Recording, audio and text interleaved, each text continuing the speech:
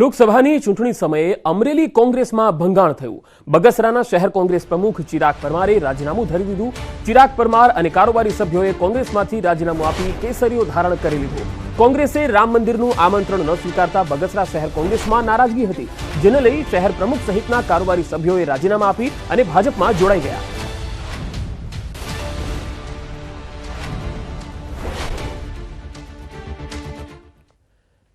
લોકસભાની ચૂંટણીના પડઘમ વાગી ચૂક્યા છે, ત્યારે પોરબંદર બેઠકથી ભાજપના ઉમેદવાર મનસુખ માંડવિયાનો અનોખો અંદાજ જોવા મળ્યો।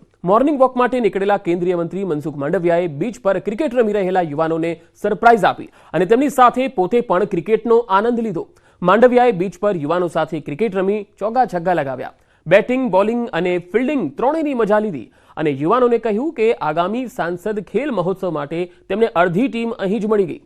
મનસુખ માંડવિયાને અચાનક આ રીતે પોતાની સાથે ક્રિકેટ રમતા જોઈ યુવાનો પણ અચંબિત થઈ ગયા હતા।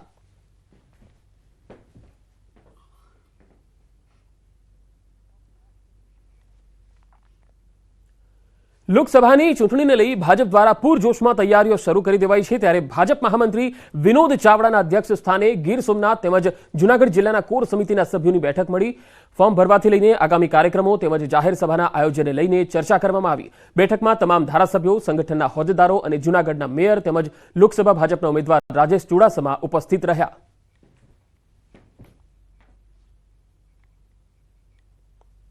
તો આગામી સમયમાં ભારતીય જનતા પાર્ટીના આગામી કાર્યક્રમો ફોર્મ ભરવાથી લઈ અને એ પ્લાનિંગ માટે, આયોજન માટે દરેક જગ્યાએ લોકસભામાં મહામંત્રી તરીકે એમની જવાબદારી છે, એટલે એમને એ માટે થઈને આજની મીટિંગ બોલાવવામાં આવી હતી।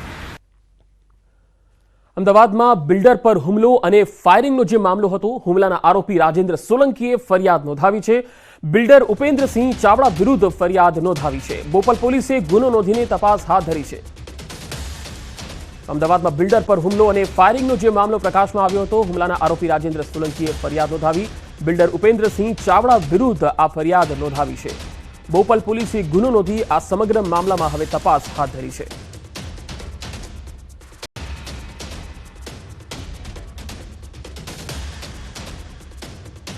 આદિવાસી સંસ્કૃતિની ઝાંખી કરાવતો છોટાઉદેપુરના કવાંટના ઘેરનો મેળો યોજાયો। આદિવાસી વિસ્તારોમાં હોળીના પાવન પર્વે એક સપ્તાહ સુધી અલગ અલગ મેળાઓ યોજાતા હોય છે, જેમાં સૌથી મોટો અને સુપ્રસિદ્ધ કવાંટનો મેળો ગણાય છે। ઉચ્ચ અભ્યાસ કે કમાણી માટે વતન છોડી દૂર વસેલા આદિવાસીઓ દર વર્ષે મેળા સમયે વતન પરત ફરે છે અને મેળાની તૈયારીઓમાં પણ લાગી જાય છે।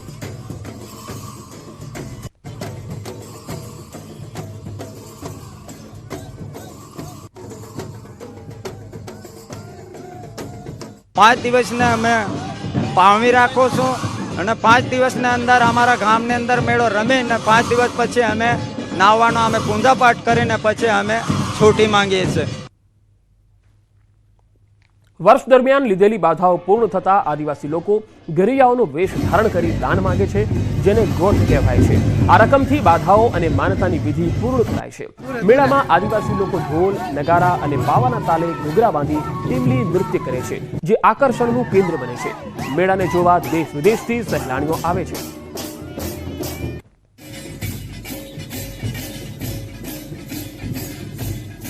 અલગ અલગ ગામોની જે ટીમો છે, જે ઘેરૈયા બનેલા હોય છે અને એ દરેક ટીમો એક જગ્યાએ ભેગી થતી હોય છે, એને ઘેરનો મેળો તરીકે ઉજવવામાં આવે છે અને ઘેરનો મેળો કહેવામાં આવે છે।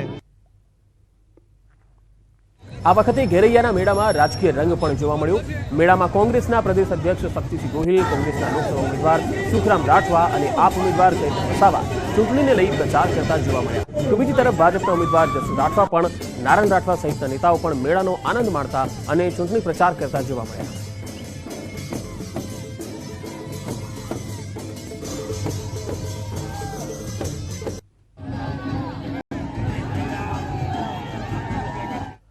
તમે એ કહેવત તો સાંભળી જ હશે કે કંઈ પણ શીખવા માટે કોઈ ઉંમર હોતી નથી। સુરતના રાંદેર વિસ્તારના 80 વર્ષીય બકુલા પટેલે આ કહેવતને સાર્થક કરી બતાવી। બકુલા પટેલ આજે 80 વર્ષની ઉંમરે પણ નવયુવાનોને માત આપે છે।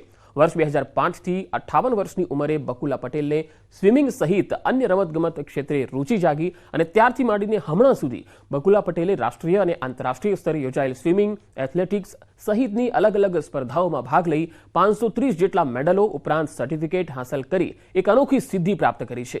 આજની યુવા પેઢીને અધરસ્તા વચ્ચે હિંમત હારી જતા હોય છે અને એવા યુવાનો માટે સુરતના બકુલા પટેલ પ્રેરણા સ્ત્રોત બન્યા છે. જર્ની સ્ટાર્ટ તો મારા હસબન્ડ મારી 50 વર્ષની ઉંમરે ગુજરી ગયેલા, એટલે ત્યાર પછી હું એકલી પડી. દીકરીના દીકરાઓને બધાને મેં નેશનલમાં મેડલિસ્ટ કર્યા. 3 વર્ષના હતા ત્યાંથી રમાડવાની શરૂઆત કરેલી. એ લોકો બધા નેશનલ મેડલ લઈને પછી 12th પછી નીકળી ગયા. પછી હું એકલી પડી ત્યારે મારી ઉંમર 58-59 વર્ષ થઈ ગઈ. એટલે ત્યાર પછી મેં એથ્લેટિક્સ રમવાની શરૂઆત કરી.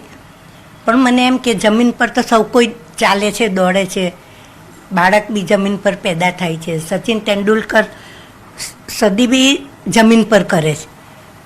તો મારે એવી રમત નથી રમવી, મારે એવી રમત રમવી છે કે જમીનને હાથ પગ ન લાગે. તો સ્વિમિંગ મને ખ્યાલ આવ્યો કે સ્વિમિંગ એવી વસ્તુ છે. દરિયાઈ સુરક્ષા માટે અતિ મહત્વ ધરાવતા ઓખા ખાતે હોવરક્રાફ્ટ મેન્ટેનન્સ ફેસિલિટીનું ઉદ્ઘાટન કરવામાં આવ્યું. આ ઉદ્ઘાટન ડિફેન્સ સચિવ ગિરધર અરમનીના હસ્તે કરવામાં આવ્યું. આ હોવરક્રાફ્ટ ઓખા, જખો, કચ્છના અખાતમાં અને છીછરા પાણીમાં અને ગુજરાતના દરિયાકાંઠાના ભેજવાળા પ્રદેશોમાં સર્વેલન્સ જાળવવા માટે મદદરૂપ થશે. આ કાર્યક્રમમાં વિવિધ ઉચ્ચ સ્તરીય અધિકારીઓ હાજર રહ્યા. ड्रग ट्रैफिक कंट्रोल के लिए coast guard, Indian navy, border security force और नार्कोटिक कंट्रोल ब्यूरो साथ साथ काम कर रहे हैं. नेवी से कोऑर्डिनेट करके दूर दूर तक पाकिस्तान कोस्ट तक और जहाँ से आ रहा है वहाँ तक पहुँचने में जो भी कैपेबिलिटीज चाहिए वो एक्वायर करने में वो जुटे हुए हैं. પંચમહાલમાં સ્ટ્રોબેરી પકવતા ખેડૂતોની હાલત કફોડી બની. ખેડૂતોએ વાવેતર પદ્ધતિમાં બદલાવ લાવવા માટે પ્રયાસ કર્યો છે. હાલ સ્ટ્રોબેરીનો પાક સારા પ્રમાણમાં થયો છે, પરંતુ ઉનાળાના કારણે પાક સુકાઈ રહ્યો છે. ખેડૂતો પાસે ગ્રીન નેટ નથી. ગ્રીન નેટના અભાવે ખેડૂતો હાલાકી ભોગવે છે. ખેડૂતોને ગોધરા ખાતે સ્ટ્રોબેરીના સારા ભાવ પણ મળી રહ્યા છે. ખેડૂતોની માંગ છે કે સરકાર સહાય ચૂકવે, જેથી સ્ટ્રોબેરીનું જે વાવેતર થાય છે તે નિષ્ફળ ન જાય.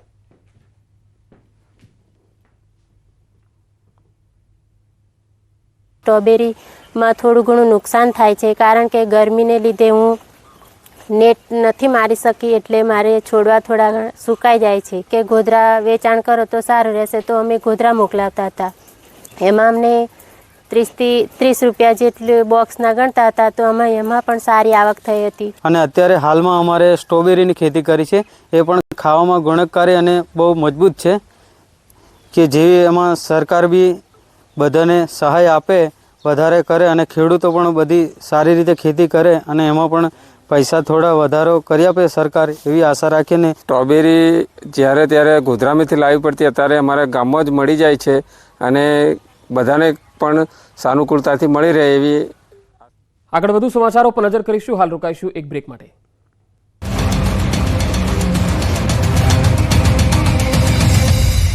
अच्छी जॉब के लिए કોંગ્રેસે પણ જોરશોરથી ચૂંટણી પ્રચાર શરૂ કર્યો. હિંમતનગરમાં કોંગ્રેસ કાર્યકર્તાઓનો સંવાદ કાર્યક્રમ યોજાયો.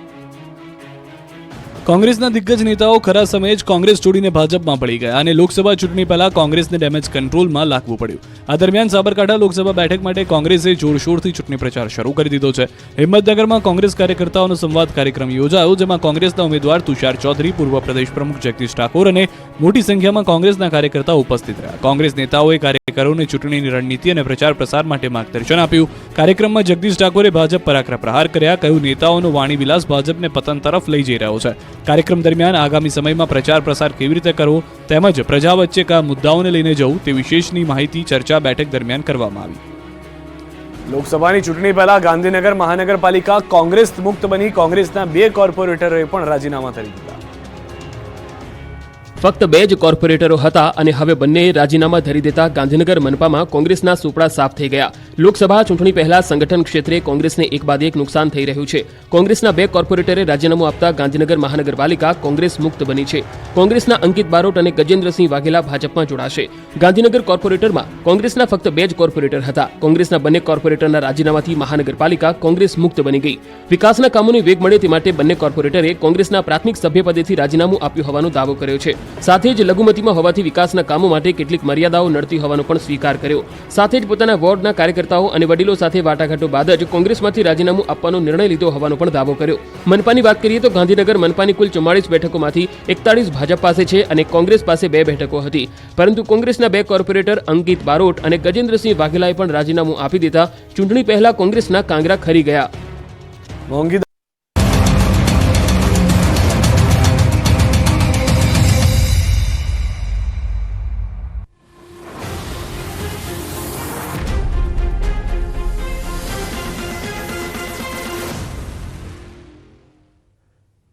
પ્રધાનમંત્રી નરેન્દ્ર મોદી અને કેન્દ્રીય ગૃહમંત્રી અમિત શાહનું વતન અને ગુજરાતની રાજકીય લેબોરેટરી કહેવાતી મહેસાણા લોકસભા બેઠક પર રાજકીય રંગ બરાબરનો જામ્યો છે.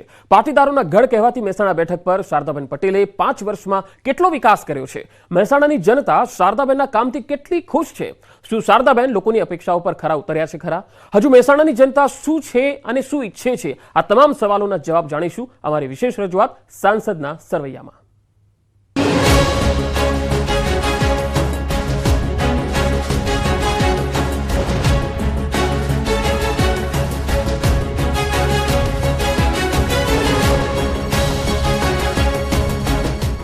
સમગ્ર રાજ્યમાં રાજકીય લેબોરેટરી તરીકે ઓળખાતી બેઠક એટલે મહેસાણા લોકસભા બેઠક.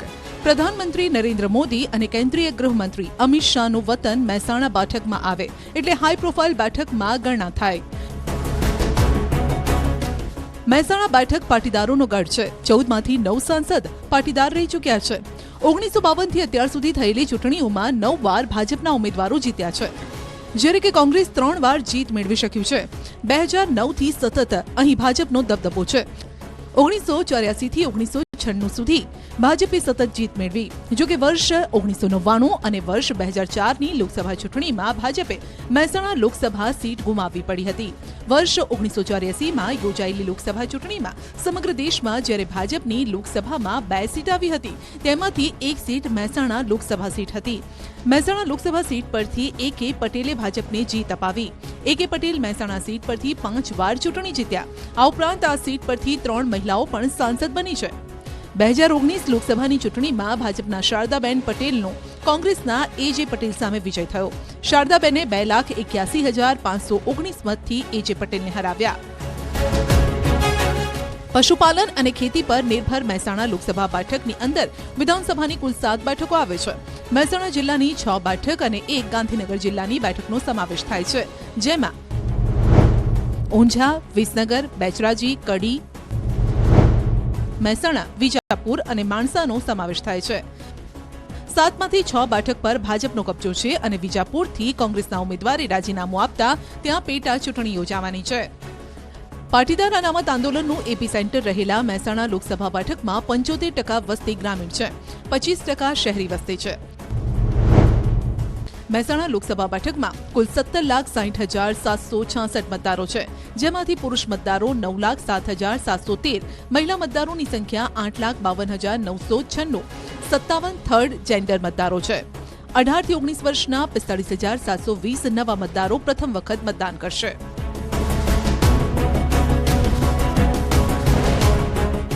ઉત્તર ગુજરાતનું એપી સેન્ટર અને રાજકારણનું કેન્દ્ર કહેવાતા મહેસાણા લોકસભા સીટના પરિણામ પાટીદાર અને ઠાકોર ક્ષત્રિય મતદારો નક્કી કરે છે.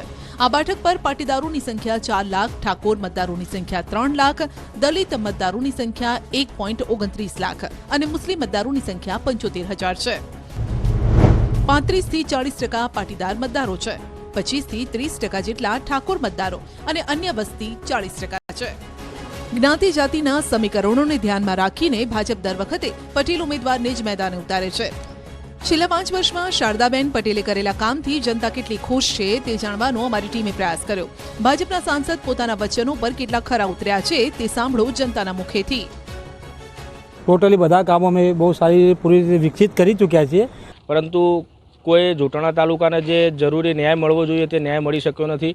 સરકાર અને વહીવટીતંત્ર દ્વારા સતત તાલુકાની ઉપેક્ષા થઈ રહી છે. લગભગ અહીંયા જોટાણા તાલુકો બન્યા પછી કોઈ પણ વિકાસના કાર્યો તો હજુ થયા જ નથી, કેમ કે વિકાસથી વંચિત તાલુકો છે. 10-12 વર્ષ થઈ ગયા, પણ જે પાયાના પ્રશ્નો જે હોવા જોઈએ વિકાસના, કે સારું આરોગ્ય જુઓ, લોકોને બીજું કંઈ નહીં જોતું, સારું આરોગ્ય જુઓ, સારું શિક્ષણ જુઓ અને રોજગારીની તક જુઓ, રોટી કપડા ઓર મકાન, તેનાથી કોઈ પણ વ્યક્તિ હોય એ તરી જતો હોય. પણ અહીંયા એ માલ્યું કે કશું અહીંયા જોટાણા તાલુકામાં, અહીંયા પ્રોપર તાલુકામાં કશું મળતું નથી. બીજી તરફ ભાજપના નેતાઓનો દાવો છે કે મહેસાણા વિકસિત બન્યું છે, જ્યારે કોંગ્રેસનું કહેવું છે કે વિકાસ માત્ર કાગળ પર છે. એમાં ઓએનજીસી હોય, રેલવે હોય, રોડના પ્રોજેક્ટો છે, નેશનલ હાઈવે થયા છે, આ રીતે ખૂબ કામ થયા છે વિકાસના. કોંગ્રેસના સાંસદ અહીંયા 100% મળવાના છે. એનું કારણ છે કે આટલા વર્ષોથી ગુજરાતની રાજ સરકાર ને કેન્દ્રની સરકાર બંને હોવા છતાં મહેસાણા જિલ્લાનો જે વિકાસ થવો જોઈએ તે થયો નથી, તે આમ જનતા માને છે. તો આ વખતે 100% પ્રજા બેરોજગારી, મોંઘવારી, ડીઝલ પેટ્રોલના જીએસટીનું ભારણ, સામાન્ય વેપારી વર્ગનું ભારણ, આ બધું જોઈને આ વખતે પ્રજા 100% કોંગ્રેસ તરફી વલણ રાખશે અને કોંગ્રેસનો જલવંત વિજય થશે. હવે સંસદની અંદર શારદાબેન પટેલની કામગીરીની વાત કરીએ. શારદાબેન છેલ્લા 5 વર્ષમાં સંસદમાં 95% હાજરી આપી ચૂક્યા છે.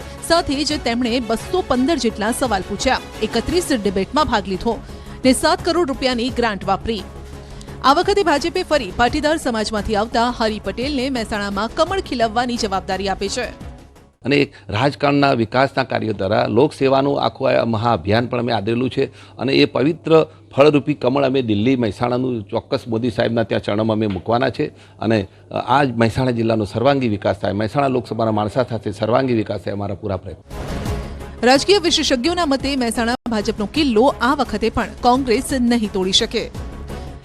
કોંગ્રેસ છે ને બહુ જૂથબંધીમાં વેચાઈ ગયેલી પાર્ટી છે. લાસ્ટ વીકમાં જ્યારે વાડીનાથ ફંક્શનમાં શક્તિસિંહ આવ્યા ત્યારે રીતસરનું જૂથબંધી દેખાતી હતી. કોંગ્રેસના કેટલાક સક્રિય સભ્યો એવા છે કે જે પાર્ટીને સમર્પિત છે, કેટલાક કોંગ્રેસના સક્રિય સભ્યો એવા છે કે જે માત્ર ને માત્ર વ્યક્તિને સમર્પિત છે.